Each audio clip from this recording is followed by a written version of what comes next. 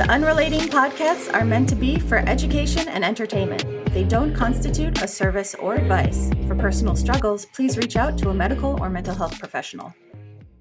I think the beauty of doing this podcast is we get to have just invite people on that we just find really interesting and really compelling. Yeah. And for our listeners to walk away feeling maybe a little less alone, maybe have a little bit more action ideas for their own life, if it can reconnect them to something positive or something that they can be grateful for, I think that's what's going to happen today. So I'm very excited. Perfect. Yeah, my wife actually forwarded me your article and I read it and she loved it and I loved it. And I sent it to Michelle. I go, we got to get Terry on. I thought maybe you guys were a couple, but you're not. Okay. Oh, no. Did you hear the way she answered that question? She's like, oh, no. Oh, no. Hell no. Hi, I'm Kelly. And I'm Michelle. Welcome to Unrelating with Kel and Michelle. I've been a licensed marriage and family therapist for over 2 decades. And I'm the show producer and co-host. Together, we'll explore how we engage in relationships, Why we do what we do, and what causes people to unrelate. A survivor of a life-threatening cancer that left him with a permanent facial difference, Terry Healey is now an author, keynote speaker, and business strategist. Terry challenges people to face adversity and change and apply his rebar resilience framework and principles to gain confidence, build resilience, and find greater purpose and joy in their personal and professional lives. Welcome to the podcast, Terry. Thanks, Kelly. Thanks, Michelle, for having me as a guest. Appreciate it. It's an honor, Terry, having you on. So thank you for coming on. Absolutely. And what better place to start, I guess, Terry, is to kind of get a little bit of your backstory. Yeah. And by the way, where are you calling in from? I'm in Santa Cruz, California. So, maybe 6 hours north of you guys by car. Yeah. Beautiful. On the beach. Great area. As well. My story, I'd say, dates back to when I was, about 20 years old. I was at UC Berkeley. I was a president of my fraternity. Life was going really well. I was hitting my milestones. I was thinking about the next things, which was graduate school maybe. And then out of nowhere, this bump formed behind my right nostril. And it took a little bit of time, but ultimately I got this diagnosis of this really, really rare form of cancer called a fibrosarcoma. And I got to say, I was just blessed that they got the right diagnosis. Oftentimes at that stage anyway, in the 1980s, that didn't happen all the time. So I was blessed for that, but even more blessed, I was sent to UC San Francisco, which was a great institution. I was sent to a doctor that has become a lifelong friend who was just this incredibly confident guy, incredibly competent, and I was in good hands. And so went to that, with the understanding that they were going to have to go back in and kind of clean things out once they had diagnosed it. And really aggressive kind of cancer. That was always in the back of my mind, right? But they were able to treat it with surgery and surgery only. That was the only protocol at that point because they got clear margins, sent me back on my way. Now I'm 21 at that point and life was going great again, right? I was invincible. We're all invincible. I looked the way I had before and I just proceeded. And then, 6 months later is when I had a recurrence. And that's really where my journey began. That's scary though, because you find out, but then you get it treated and then you called it easy street in your article, right, which I liked, and things were going well again. So did you have time to just feel okay? I did. So, okay. So you thought life had gone back to normal. I pretty much did. Like I said, in the back of my mind, I knew this thing was aggressive. But I was somebody that had a strong foundation of faith. I prayed a lot. I still do. I believe that, hey, this thing, I'm going to put this behind me. And, I think at 21 years old, you behave, speaking for myself, you behave a little bit differently than when you're older in terms of how you deal with anxieties and things like that, because I didn't really have a worry in the world. Let's set the stage too, right? I'm single. I'm in college. I got no responsibilities essentially. I just got to pay my rent and pay for beer, and that's about it. Yep. Right. But we could talk about therapy later, but as I started meeting people that were dealing with much bigger issues, right? They had families, they had jobs that put the food on the table, Mm-hmm. very different outlook probably, and concerns and reality checks, right? So I was Yeah. just back to Easy Street, Yeah. But then you find out it's back. it's back. And so that was a very shocking situation, because when I showed up to the doctor, they were in really fast movement. I could kind of feel it, like within the office. After he examined me, it was like he left the room and came back in, and it was like, bam, they were setting up a surgical date. They were setting me up for the tumor board. And it was like, before I even had the CAT scan, I knew that something horrible was going on here, that Mm-hmm. this thing was back. It wasn't scar tissue, which had been sort of initially thought to be the situation. But yeah, I had this tumor that recurred, and again, I you couldn't see it, Michelle. Like, you wouldn't have noticed it. Less so than the first time around when it was pushing on my nostril. So yeah, I went back and was really shocked, because it's like, hey, Terry, this is most likely a recurrence. We're going to have to go back in there. And essentially it was almost exploratory, right? Mm-hmm. So I ended up having this 10.5 hour procedure, and it resulted in the removal of half of my nose, the shelf of my right eye, the muscle and the bone from my right cheek, part of my upper lip, part of my hard palate, 6 of my teeth. And I woke up, and you saw this in the article probably, I woke up attached to my chest, because they had transplanted a full thickness skin graft from my chest to fill in this cavity that had been created on my face. And so, when I saw that, I was like, oh my God, I look like the Elephant Man, right? Like, how else do you describe it? But they saved my eye. And so gratitude was something that was always in me, fortunately. So I tried to find the light and the positive and all this stuff. And I was just so grateful that they were able to save my eye. That was a risk. I knew it was a risk going into surgery. Save my eye. Grateful for that. And, that's kind of where the journey began. I didn't really know where it was going to go. And I had a few more procedures. It was sort of that, hey, you get the phone call from the doctor. Hey, Terry, we don't really have clear margins yet. We're going to need you to come back in. And then you get another call. We've looked at the pathology. We got to go back in again. And so that's really when you start to freak out, and you start to think, oh my God, maybe I'm not going to recover from this. Maybe I'm not going to survive this. But I did. And I had radiation therapy, had a lot of radiation, but I had, then the next sort of part of the journey was reconstruction. And so there was this whole process of that, right, which was a long, arduous process. And it took me years to figure out that maybe reconstruction wasn't going to be the answer to my life. But for many years, I was trying to recover. I was trying to get myself back to this old Terry, this guy I was before. And as we learn in life, oftentimes when you're faced with things, you don't become that person you were before. You have to transform into something else. And it's not an easy thing to do. So you got to kind of work through it, figure out how you're going to do it, and surround yourself with positive people that are going to help you. So, well, you also had something that was a drastic change just externally. So you're moving through the world while all this is happening. And you talked in your article about how people were reacting to seeing you that way. And you said something like, our face is our identity. But for a while there, you said you were pretending like it didn't bother you. Oh, yeah. And I'm sure you can speak to how that works out, Yeah.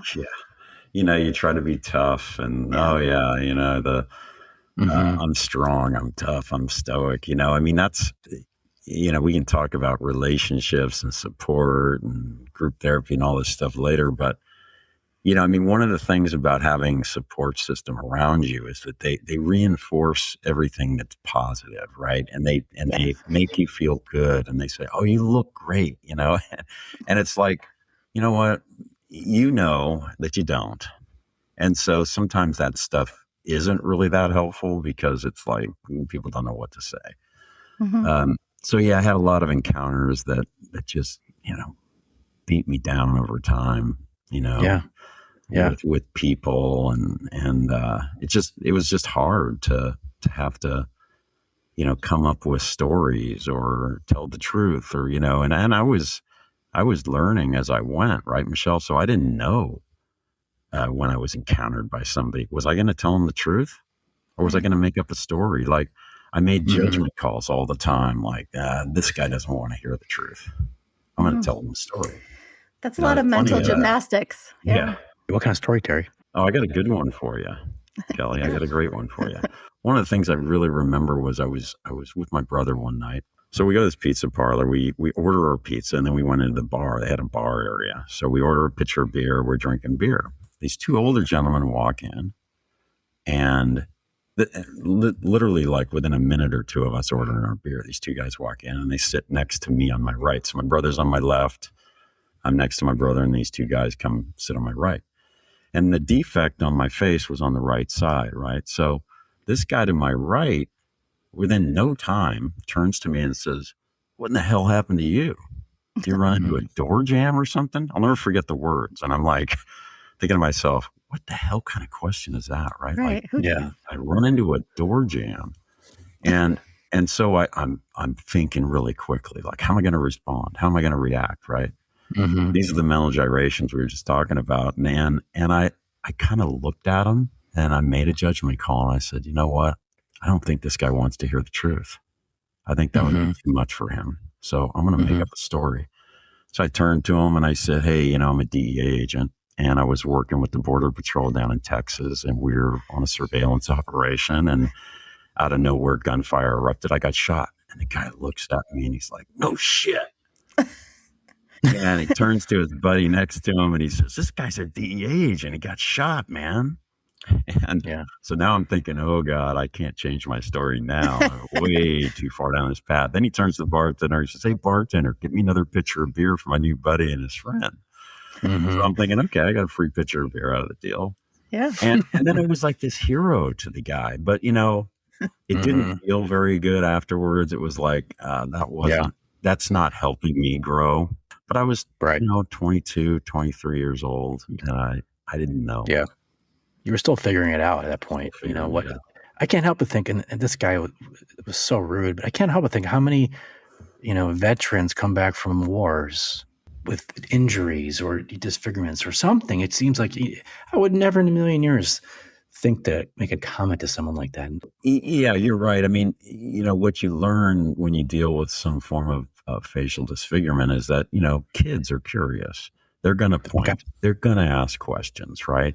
Yeah. And that's just normal, growing up, trying to learn what's going on in the world. And so, in hindsight, I look back on that and I should have been more accepting and comfortable with that because that's just kids, right? But yeah, when an adult, says something, it's kind of like, whoa, but I had a lot of that. I mean, I went to gyms every morning, and you guys saw kind of what happened to my chest too from the, so I'd go to the gym and there's communal showers, right? And I'd have a lot of guys, older guys, way older than me, that look at me and go, dude, what happened? Did you get like blown up by a mine?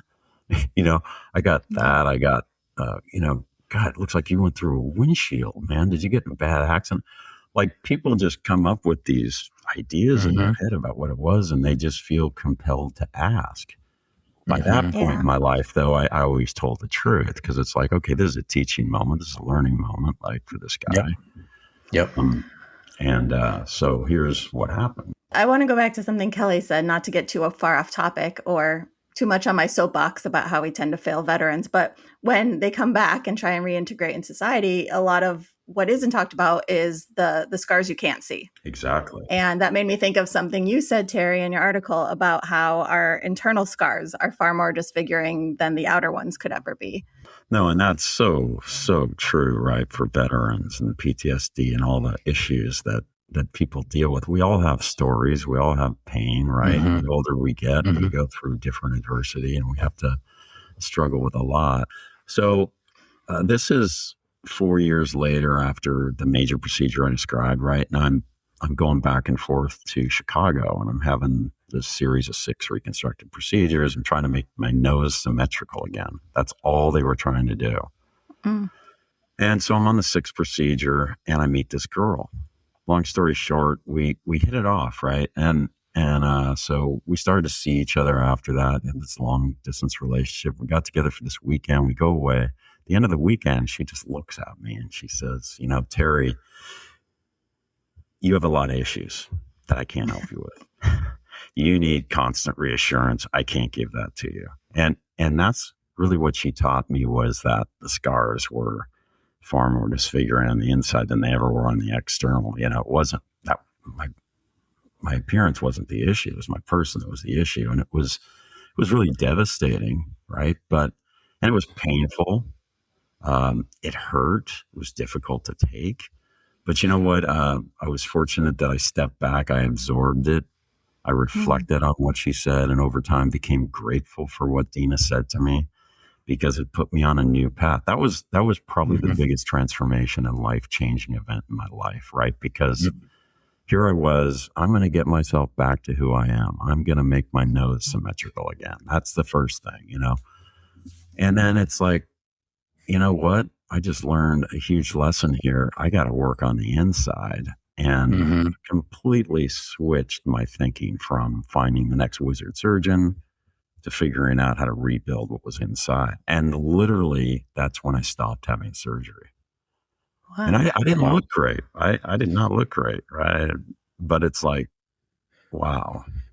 I just turned somebody away who didn't have an issue with my appearance at all.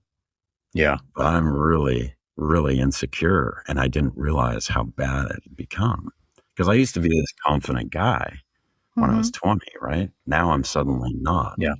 Also, though, you were talking about that particular age in your development, you do feel invincible. You think things like this could never happen to me. And then at the same time, you have to hold this idea of your own mortality potentially in those moments where you weren't sure if you were going to beat it. And so I find a lot of times when young people are forced a little prematurely to think about their own mortality, they can either go in one direction or another. And one is like destructive and one is constructive. And you seem to find your way through the constructive path.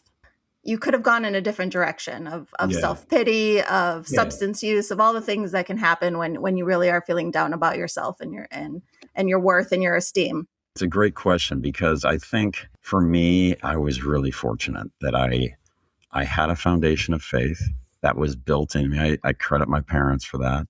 I had a great support system, people that I trusted in my corner. And then I was just somebody that sort of did a lot of reflection, right?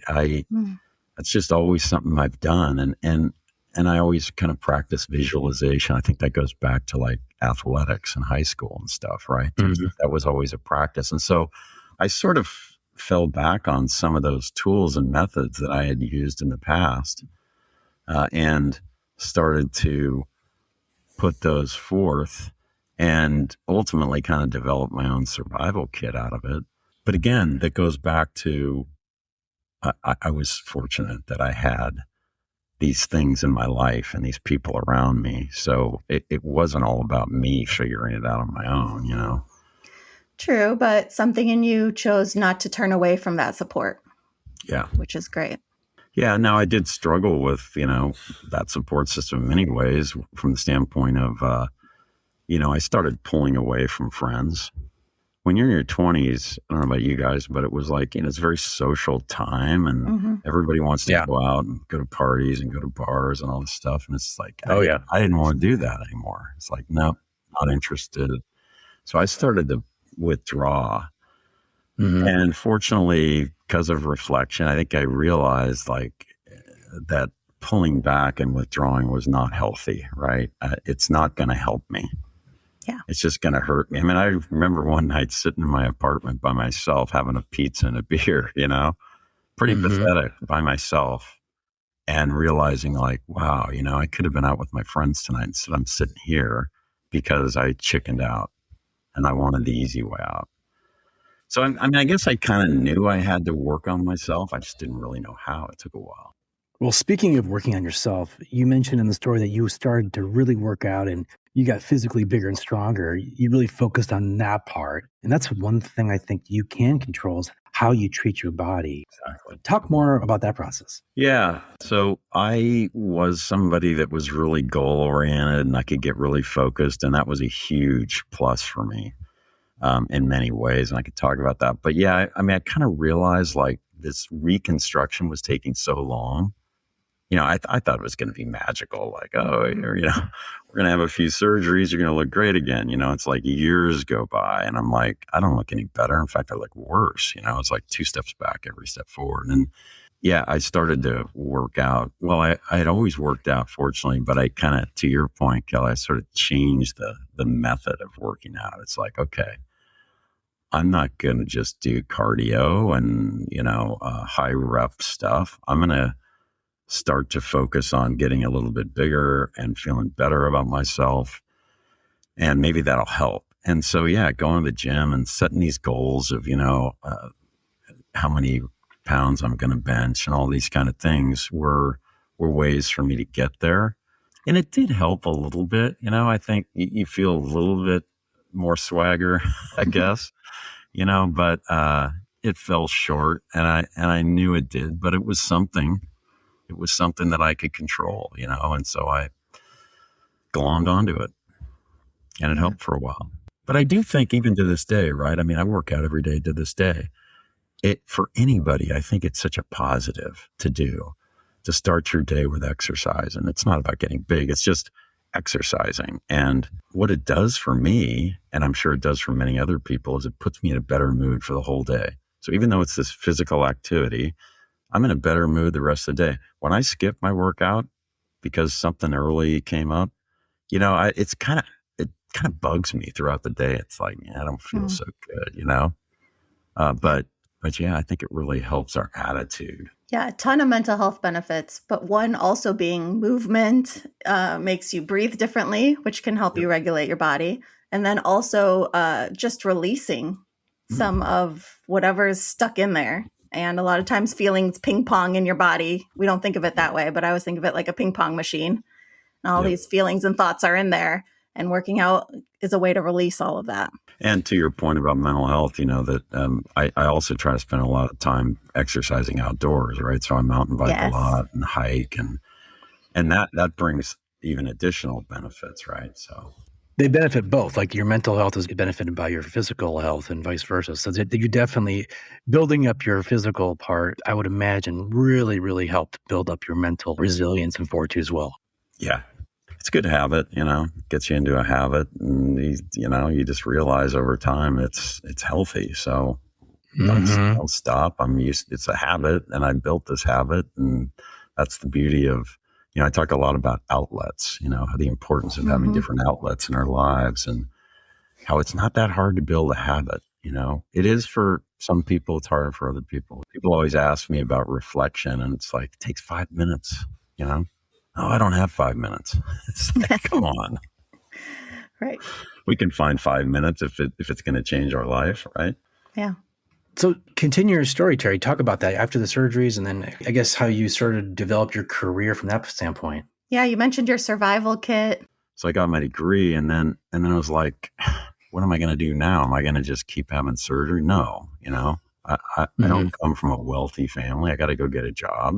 So I was really, really blessed again that an alumni, a guy that was an alumni who I knew, asked me to come in and interview at his firm, and I did, and he hired me, right? And I was just like thrilled to have a job. You know, I was working long days, but I was able to get super focused and I learned that work was a really good thing for me because I was really concerned about being prepared, right? For meetings, for presentations. And I never wanted to go in blind because first of all, I had lost so much confidence. I didn't feel good about myself to begin with. So it became this practice of over preparation, you know, where I probably prepared way more than everybody else, which meant I worked a lot harder. That was my mentality. And I knew that if I worked hard and I prepared, I'd be more confident. And so that really started to pay off for me. And I found my way and I got promoted, and all those little steps start to rebuild your confidence, right? You set a goal, you achieve it. Doesn't matter if it's a huge goal, but that's why I always tell people, set a goal that's achievable, because when you achieve that, you start to feel better about yourself, and that helps you build confidence, and then you can tackle the next thing. But I also always say, don't have too many priorities, don't have too many goals, because then you're going to fail, right? Yeah. It's sort of like you work for these large companies, for example, that they, at the company level, they have a ton of priorities. And then you get down to the department level and they have different priorities, right? And I always was baffled by this, right? Because it's no wonder people are paralyzed. Many people are not very productive because it's like they don't really have one focus, one priority. So I'm always like of the mindset, like you pick that thing that's the most important. It's going to make the most impact. It's going to put you in the best position to succeed, and focus on that. The other stuff, set it aside. And when you start to make progress, you're going to start to feel better and better about yourself. You're going to be more willing to take risks, which I think is a huge part of your professional development, right? Being willing to throw ideas out and say, hey, this isn't fully baked, but it's an idea I've got, and you're feeling confident. Even if it's a bad idea and it fails, right? As we all know, that's the whole growth mindset. Failure is not a terrible thing. Not at all. No. Yeah. I think failure is actually a good thing, especially when you're younger. Yeah, absolutely. You learn more from your failures than you do your successes many times. Yeah. So this whole survival kit thing, Michelle. So part of that I've talked about, right? It was 7 things. It was my religious faith. It was my support system. It was goals. And that whole part was a big way for me to start to rebuild confidence. And I recognized that early in the workplace. And that's really where I started to see the success. It also goes back to the weightlifting thing and stuff, Hey man, I benched 300 pounds. Awesome. Whatever it was, move on to the next goal. And then, I would say kind of a superpower within that whole survival kit thing was gratitude, right? Because, and I've talked about the things I was grateful for a little bit, but gratitude is the most important part of finding a positive mindset. And so that was great. The last 3, finding life balance, finding outlets, that was really important for me. Group therapy was huge, instrumental in my healing and recovery.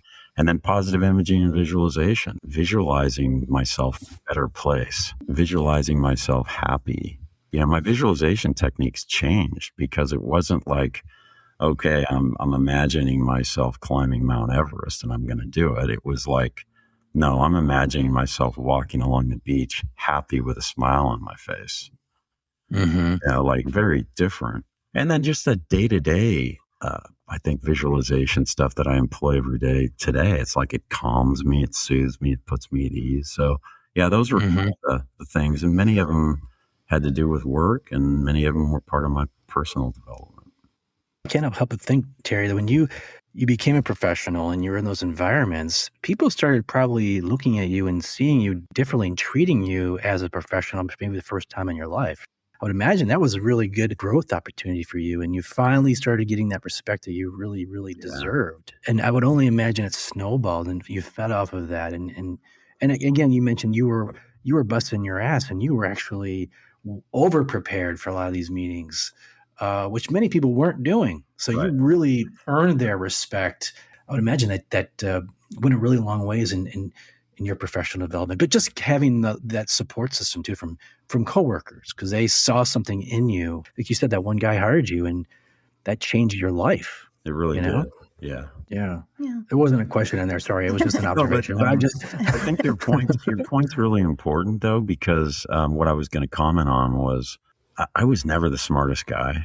I was never the best athlete, right? Like I always had to work hard. I always felt like I always had to work harder than the guy next to me, like to make the team, to to get the grade, whatever. I had to work harder, and so it's kind of like that grit, that perseverance, and that's what it's all about. I mean, you don't have to be the smartest, you don't have to be the best at anything. But if you've got a work ethic and you believe in yourself, you can do great things. But, it's funny. One other thing, Kelly, about your point was, being in these environments at a certain point, it's just not appropriate, right? Like, people don't ask you what happened to you. They don't look at you and say, I've been working with this guy for a year. I don't know what happened to him. So after a while, like, I would find years would go by, and then I'd be out for a beer with my workmates or something, right? And somehow it'd come up and people would be like, God, man, I've known you for 5 years. I had no idea what you went through. And it's like, well, what am I going to do? Like, advertise it and say, hey, I'm Terry. I'm a cancer survivor that, endured X, Y, and Z. It just never even occurred to me. And that was a positive, though. I think maybe you were alluding to that, right? It's sort of like I forgot about that part of myself in some ways and immersed myself in what I was doing and what was important in that moment. But it also normalized your life. I mean, this is a normal work experience. And maybe for the first time in your life, you actually felt normal. Yeah. Another thing I think we're talking about and around is the concept of resilience. And I was just having this conversation with someone. Are you born with it? Can it be taught? How does one become resilient? And Terry's points, I think, prove that you can be intentional. And everything you mentioned are steps you can take to be resilient in the face of adversity. Yep. And so I think it's an important point to say, you don't just have to say, well, I'm either resilient or I'm not. Exactly. You can actually, you have some control. There are people that sort of think that, though. And it's like, no, actually, we all have the capacity to build resilience. We learn to adapt, we recover from setbacks, and we actually grow stronger from our experience, right? Mm-hmm. It's kind of, that's why I love talking about this stuff and, having my book to share with people the steps that you can take. And if you can create some simple habits, the sky's the limit. You can become way more resilient than maybe you ever thought you could. Right. It's just it is a different mindset. Some people it's natural, other people it's a different mindset. But people that are resilient just have some common things that sometimes you just need to remind people about. Like, these are the things that resilient people have. You have that. You just don't necessarily believe that you do. Or you're in such a funk right now that you can't see out of it. It's kind of like this whole reframing, right? Reframing things in life is really important. And when you are lacking hope, perhaps, or feeling like you don't have control, having a framework like the one that you put out in your book is something tangible. Yeah. So it's saying I can intentionally act in this direction of resilience, even if I don't feel it right now. There are steps I can take. Yeah. Do you feel like people nowadays don't learn resilience? It seems like such a normal thing, but if you're not tested, whether it's going through what Terry went through or by losing your job or suffering some kind of life setback, there's so many ways you can build resilience. I think your point's interesting, though. I talked to this guy who basically does programs for kids that are struggling, right? They have to pull them out of schools and send them to these programs or whatever. And we got to talking about resilience and how oftentimes actually things have changed to the point where, when I was growing up, it was like the old school of just, get knocked down, get back up, right? Yeah. And now he was saying, things have changed a lot. It's like kids are pretty well protected now. And in some ways are not encouraged to be as resilient because mental health is such a big topic. And it's like, wait, we have to protect them from these things that might happen, prevent these types of things so that they don't have these types of experiences or these types of challenges. I thought that was really interesting because he's grappling with it, all the time. He sees it every day. And so when they bring in these psychologists and stuff to talk to these kids, it's really hard, apparently, that sometimes these young kids feel like they shouldn't have to do certain things. They shouldn't. Yeah, you know what I'm talking about. Michelle sees it all the time, like, right, with your kids. And Kelly and I, we just did a show about this, the culture shifting to, who can I blame for this or whose fault is it? Yeah, right. You also mentioned gratitude. Terry, and how you've learned. I've actually, again, it's another skill that I'm slowly developing as I get older and practicing gratitude. And I try to think of 3 things every day that I'm grateful for, and it's really helped Right on. kind of my mindset. But what are some tools that you use to practice gratitude? A couple things. One is, I encourage people when you wake up to think about what you're grateful for, because the fact that you woke up and, it starts there.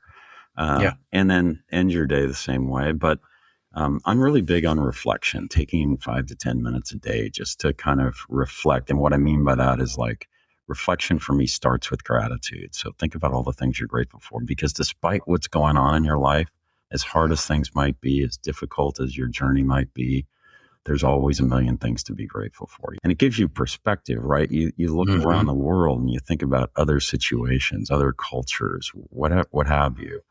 And you start to realize, wow, I'm actually pretty fortunate that I have X, Y, and Z. I have access to medical care, or I have a roof over my head, like really simple things that people, I think, take for granted. But then for me, so I start there, Kelly, and that to me puts me in a positive place. If for some reason I'm struggling with being positive, that always puts me in a positive place. And then my practice is kind of like to step back and do an audit of your day. And again, this only takes 5 minutes. But think about, okay, what transpired during the course of my day? Did I learn anything today? Was I inspired by something? If I was inspired by something, can I apply it to my life tomorrow? Because I think that, especially today, with the advent of information just being hammered at us all day long on devices and whatever, we oftentimes don't take that time to step back and think about the conversations we might have had with people. Yeah. What did that guy said something. What did he say? But I think if you don't reflect, you miss key nuggets and key insights that might actually be things that you could apply to your life. I will give all the credit in the world to other people that helped me get to where I was. It was things they said. It was Dina. We talked about Dina. It was other people that just said things at whatever juncture it was. And I was fortunate that I picked up on it. I think we can all do that. And it's not that you're going to find an inspiration every single day, right? But again, it's being in the practice of it. Right. It's not hard. And I always tell people they're like, oh, I can't find 5 minutes. It's like, come on. So if you've got a dog or something and you have to walk your dog every day, so you got your headphone and you're listening to your guys' podcast. That's great. But maybe take that headset off for the last 5 to 7 minutes of your walk, and you're out there with no technology. You're in nature, wherever you are, and just reflect for a few minutes. Yeah. Yeah. It's just amazing to me what feels hard. And I know that's just our brains kind of our cognitive distortions and everything. But yeah, like carving out 3 to 5 minutes to do that, which has such a tremendous payoff, seems harder than like spending 45 minutes, at the gym on the treadmill. Right. So it's just funny the trade-offs that we kind of convince ourselves of. Yeah. So I'm curious now, Terry, tell us about the rest of your career. And then you wrote this book. I started my career in high tech, which was a completely different route than I planned to take. So before the cancer, when I was thinking about graduate school, I wanted to go to law school. I did work in a law firm. I got a bad taste, but everything kind of changed in my world. And so when this guy offered me this job, it was sort of like, hey, man, I need a job. And what the hell? I'll just give this a try. And, I found that I enjoyed the pace of high tech. I enjoyed the change that was happening every single day and how things were evolving. And so, I worked hard, and I became a VP of marketing, I think by the time I was 30, and did that for a few different companies. I was on the founding team of a company that we took public, and that was super fun. I consulted for large high-tech companies for a while, and those were different challenges that I really enjoyed, that, very different than the startup world, kind of working with companies that have, 28 different business units. They're all sort of their own startups in some ways, some at a more advanced or mature stage than others. And so really interesting. And along the way, in 2001, I wrote a book. And it was in the middle of my career development, but it was more cathartic. It was just, I wanted to write. It was journaling, right, about what happened to me. And so I wrote, I don't know, 200 pages. And I sort of looked at it one day and I go, this isn't a book. It doesn't have a happy ending. That's when I was still kind of struggling with, who am I? And do I really feel that good about myself? Or am I putting on a front? Because Kelly, when you're the most prepared guy in the room, what does that mean? I mean, in some ways, I always felt like a fraud, right? It's like I'm putting on a front. It was some work there, but I wrote this book, and then eventually I'm like, this is a book because I do feel like I've made tremendous progress. Put it out there. And that opened up a new professional development process for me. And I didn't anticipate it. When you write a book, it's like all of a sudden these people started contacting me and said, hey, can you come speak at our conference? Can you speak at our company? And I was like, tell your story. Yeah. Oh my God, am I ready to do that? Yeah, it's a big step. And so again, preparation, and it was a good challenge for me to push myself toward, and got a lot out of it. I think what happened, Kelly, was over time, people would come up to me and they'd say, hey, I've read your book, but what you speak about are all these tools and methods and frameworks to help other people deal with adversity. You need to write another book. Well, I was so caught up in high tech, and you know what it's like. I was working 60 hours a week, and I just didn't have time to do it. So I'd speak about it, but I finally left high tech for the most part. I still do a little consulting, but I said, I'm going to leave and focus on getting this book done. And I got the book done.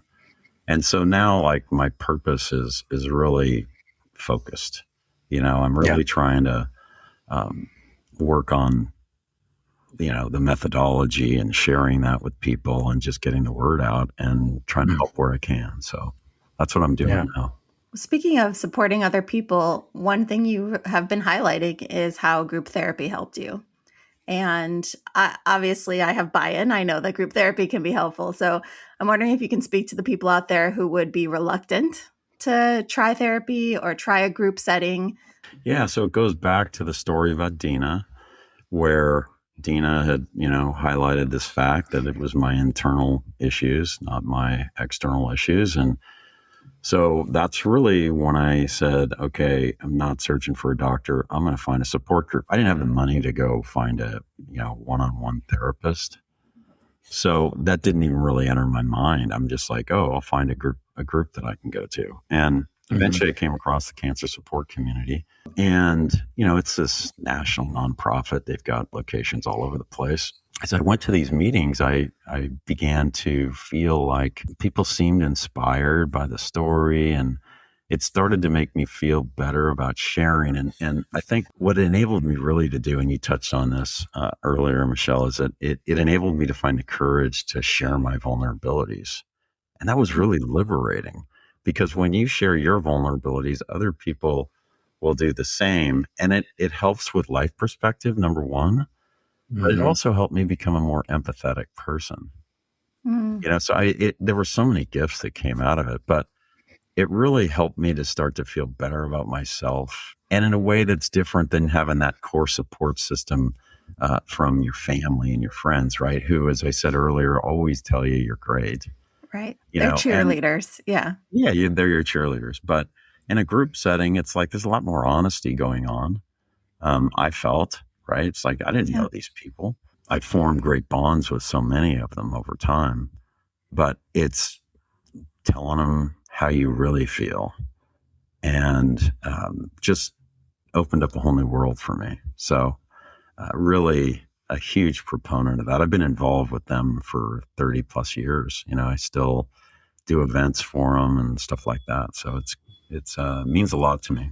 Yeah. I do want to say on your website, there's a resources page, and you have so many great resources on there.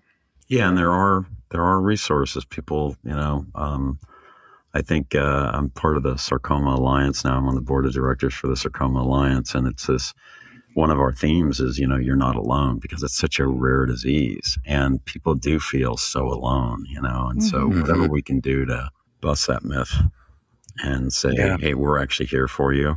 and we've got all the resources in the world. We're going to help you get a second opinion from a sarcoma cancer center. A lot of people don't have the money to do it. They're out in a rural area. So we'll help fund that, get them better treatment, better care. Amazing. Great story. This has been a privilege talking to you, Terry. It's been fun. Any advice, I guess, you'd have for somebody who is going through something as difficult as what you did? Maybe some 20-year-old college junior, who finds himself or herself going through something similar. What would you say to this person? I would say, number one, if you struggle with attitude, practice gratitude. We've talked about that, but I'm telling you, gratitude does amazing things for you, and it changes your perspective. The other thing is it kind of goes back to reflection, but I think it's about, being open, aware, alert, attentive to the people that we interact with every day, because you never know who's going to say something, do something that's going to impact you in some way and give you the inspiration that you need. So openness leads to hopefulness. Resilience is about hopefulness. It's about keeping and finding hope in things and having that kind of attitude. So I believe in that. I believe, when you're open, it means that there's hopefulness there, and you're going to find support. Resilient people, they actually seek support. It's not a weakness; it's a strength. It's people with growth mindsets that learn from their mistakes. We talked about failure. Sometimes adversity is your own failure that you brought on yourself. A mistake you made, a decision that you made that caused the situation that you're in. And there's this whole thing about, reframing that's so important for people. Not, don't blame yourself, learn from it. It's a gift in so many ways. And adversity, I think it brings possibility, Yep. There's several layers to what you're saying, because practicing these daily things maintains that mindset and that positivity and that forward momentum. But I also know your life right now can't possibly be all rainbows and unicorns all the time. So even when you have that, you are going to have some down times. That's a natural part of being human. And so that's the second stage, where you also bring in these same tools that can be used when you are having a hard time too. Yep. Yeah. Absolutely. And if there's anything that anyone takes away of all the wonderful things we talked about, sharing your feelings is beneficial. It frees you when you are vulnerable, like you said. It frees you when you can turn to other people and have like a shared experience, because it's when we think things are insurmountable or hopeless, irreparable. Well, that's when we need these tools the most. Absolutely. 100%.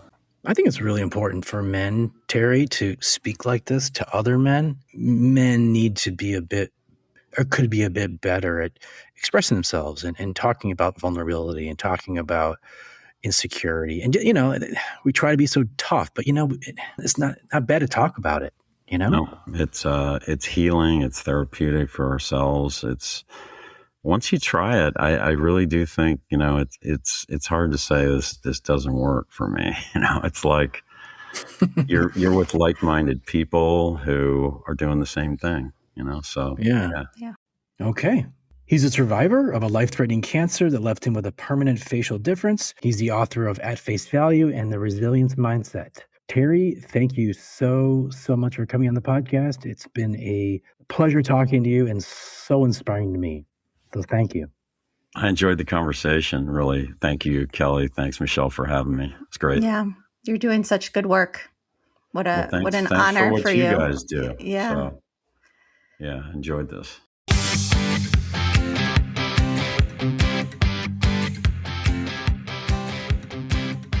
Well, let me first start by saying that Terry is such a inspiration. In this story I read, he didn't mention this because he's too humble. In high school, he was voted Prom king, right? Prom king, yeah. When you're known as being a good-looking dude. But he said he wasn't the best athlete. He wasn't maybe the smartest, but I think he was in many ways. He was obviously the most popular guy in school if he was the prom king. So he had this path he was taking, and then had this tragic cancer diagnosis that hit him when he was in the prime of his life in college. I mean, think about that. When Yeah. you're having the most fun in your entire life, and then suddenly the rug gets pulled from beneath you, you're just starting to figure out who you are and who you could be. Absolutely. And, I can relate as a good looking person, of course, but no, when a lot of your identity as a young person is tied to that, being one of the good looking ones, that's an even bigger blow when externally you change and you have to move through the world with a very different reaction from people than what you're used to. Yeah. Yeah. So that's a mind bending thing above and beyond all of the, physical and emotional and mental challenges that came with the diagnosis. Yeah. From a 10,000-foot perspective, he looked like he had everything going for him. He was going to college. He was prom king. And then this happened. And then he really had to pick himself up, by his bootstraps and reinvent himself. And to talk about resilience, my God. I mean, this is the epitome of resilience. He was very gracious in crediting, the people in his life and lucky moments. He talked a lot about, a lot of being blessed with things that came towards him. Mm-hmm. But part of it was who he was, meeting the moment. Mm-hmm. So it wasn't just, dumb luck that he is where he is today. Oh, absolutely. Yeah. But I do think that he has taken, he may have had some resilience already as a person, and that worked in his favor in terms of his journey. But I think this framework that he's created is that, I keep coming back to the word intentional, is like, these are tangible steps you can take, enhance probably what he already had. Yeah. I have to say, though, I feel like I'm going to sound like such an asshole when I say this, but one of my favorite things about myself, but truly, and maybe it is luck, but I feel I have the gratitude gene, and I think that does go a long way. So that's something I naturally lean towards when I'm having a hard time. It's a huge coping skill of mine. It's a huge mindset of mine. And I feel very lucky that I happen to have that. Or you're just bragging. Well, that's why I said I probably sound like an asshole, but I think that's a trait I was born with, because it seems to come naturally. There are moments where I do have to work at it and be more intentional about feeling grateful. Were you always grateful growing up? I mean, when did you first start? That's why I feel like it might just be a personality trait, which I feel very lucky about, in the gene lottery, I guess. That is my tendency anyway. And then when I have to employ it in a more kind of intentional way, it's easier for me to do, because that is kind of my baseline. No, it's a great skill to have. And I think a great trait, I guess. Is that a skill or a trait? Both. But I feel like I don't have that much to do with how that started. Is that what I'm trying to say? I don't think it's a brag. It really does help reframe your mind, and when you're feeling down, as we all do. I think lately I've been feeling down. It helps to remind yourself of what you do have to be grateful for. And it could be, like Terry said, you're just waking up in the morning. You should be very grateful for that, right? Every day on this earth is a blessing. Yeah. And like Terry said, where you can grab inspiration, grab it. Like I said, he could have taken a different path than he did. But no, it's not a happy accident that he goes around spreading, this positive mindset. Mm-hmm. He's doing that intentionally. He's using his time and energy and the life he has to do that.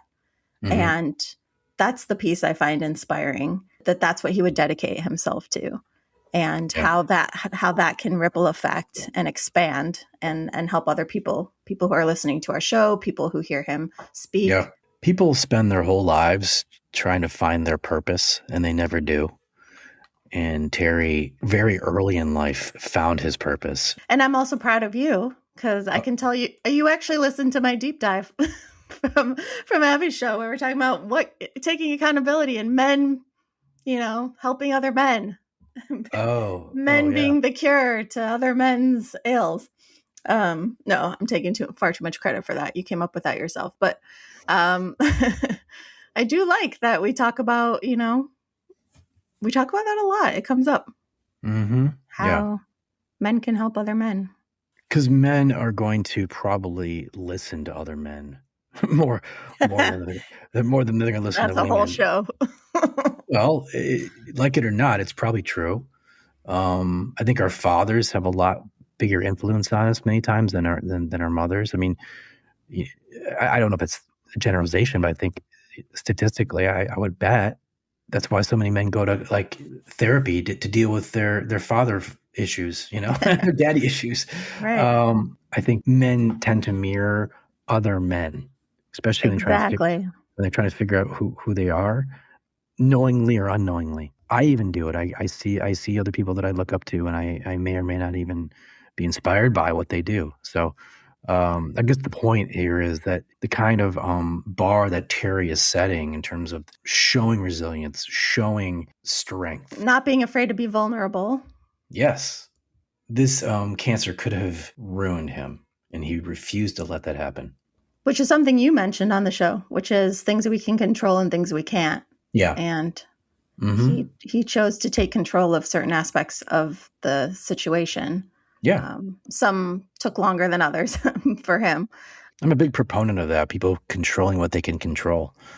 And ultimately, like, you can control what you can control. You can't control what other people are going to do, but you can control how you react. When someone makes a rude comment to him at the bar, he can control how he reacts. And then this could be, and like you said, it's a learning moment for somebody oftentimes. Yeah, I feel like that might be one of the main takeaways is Terry's not like some superhuman dude who got everything right and, everything came easy after that diagnosis. He worked to get where he is. He had to learn lessons. He couldn't, that's unavoidable in life. The hard way. Yeah. All right. Great show, Michelle. It feels like such a privilege to be able to talk to people like Terry and have our listeners gather what they can from what he's been through and how he's come out the other end.